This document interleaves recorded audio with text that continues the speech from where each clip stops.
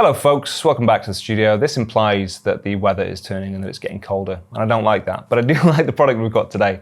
Next to me here, either on the mannequin or on the table, we have the Merlin ThermaVolt heated mid layers, which are designed to go underneath your abrasion-resistant, motorcycle safety-approved outer, either jacket or trousers, but on top of your base layer to obviously add a bit of extra active warmth whilst you're out on a cold day. They are a thinner, lighter alternative to other heated products on the market. Predominantly, we're going to talk about the heated jacket and trousers, but they also make socks and there is some glove connectivity as well.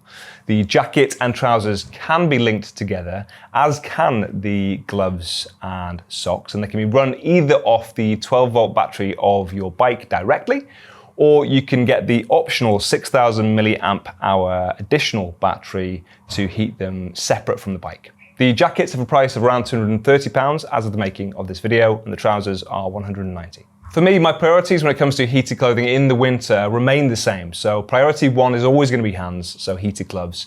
Then it will be body, then trousers, and then the socks are really a nice to have, but not essential as far as my kit goes. For the gloves, the reason they're my main priority is that I think it actually poses a bit of a safety concern if your hands are that cold, because obviously you know they get cold, it's distracting, it can be painful, but your hands are also dull, they're slow to respond. So if something happens, I want to make sure I'm quick to respond on the controls. That's why gloves for me will be the first. Then it will be obviously the body, because that's where you need to maintain the bulk of your warmth at your core. So the jackets are always a useful thing as well. And then the trousers are useful, but not maybe as essential as, say, the jacket. I always wear leggings in the winter anyway, and you probably do as well if you're out riding, and that adds to your comfort. This is just an active way of heating your legs at the same time. And I would probably describe this more as a cozy feeling. I think that's the most succinct way of describing it. We all know, just capture it in your mind now, that feeling of warm clothing, either out of the tumble dryer or, off a radiator, but that feeling when you put it on, you go, oh, that's so nice. That is essentially what you have here, which just adds to your comfort. If you're doing, a long commute, or if you're touring, that sort of thing, the comfort benefits cannot be overstated in my opinion. Let's start with the details of the jacket then. So this uses a polyester outer. It is very flexible, it's very stretchy, it's lightweight, it's breathable, and it is going to add to your comfort. That's the whole point of this anyway. Instead of going for multiple layers and just padding yourself up to the max and being uncomfortable and restricted on the bike, this is slim and lightweight. It is quite a snug fit, as you can see. It is designed that way anyway. He's a 40-inch chest, I'm a 38-inch chest, and you'll see us wearing a size medium, as you can see here. Within the jacket, it has micro carbon fiber heating elements. There are 2 at your chest, 2 at your back.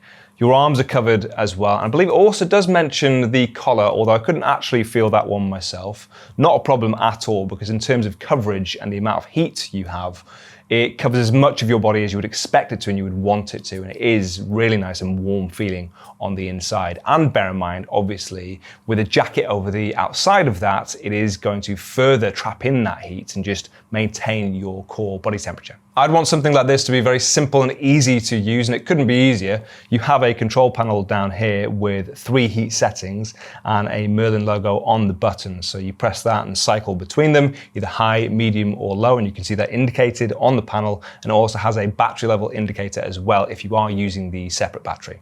You have 2 options for powering the device, either the jacket or the trousers. So they come with a connector cable which you can fit directly to your bike. It has a fuse included in there, and you just plug these straight in. Or of course, you can go with the optional battery pack. So this is a 6,000 milliamp hour battery, which you can link up with the jacket. There is a pocket on the inside that you attach it to and store it in there. It is on the heavier side because it's a larger battery. It needs to be a larger battery anyway, but it's noticeable on the jacket, less noticeable, I'd say, on the trousers. I think because of where it's located, it's more on your hip with the trousers. With this one, you can feel it hanging down there when you're just using the jacket. Less noticeable when you've got layers over the top of it. The rough estimate for the battery, if you are using it to power the jacket, is that on the high heat setting, it will give you around 2.5 hours. On the medium setting, it's about 3 hours, and on the low setting, it's 4.5 hours. I think it's great for the sake of versatility that you have that option of using their battery pack if you want to. But if you're going to link multiple items together, they would say to go direct to the bike in those circumstances. So you would need a splitter cable for just the jacket and trousers. So you can run one cable to your bike's battery and then split that and go to the jacket and trousers. And both the jacket and trousers have additional connectors for the trousers to connect with either their socks if you want to, or with the jacket, you can connect this cable to gloves. The trousers use a lot of the same construction as the heated jacket. They are pretty slim, they are lightweight.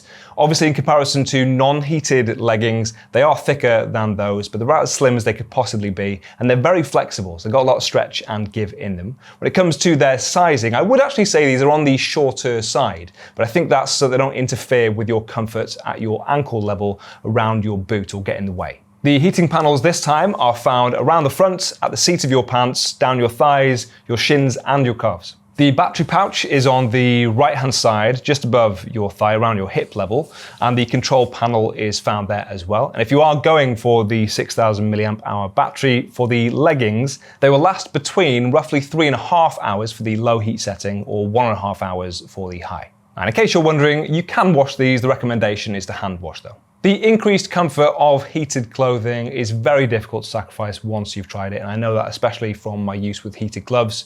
It is a non-negotiable for me now, and it's very difficult to go back from stuff like this as well. And they make a valid point that it's not just confined to the bike. You could use this off the bike if you do any kind of outdoor activity and you need to stay warm. You can find links to all of these things in the description. We actively price match on the Urban Rider website as well. Leave your questions and comments in the comment section, and I'll see you soon.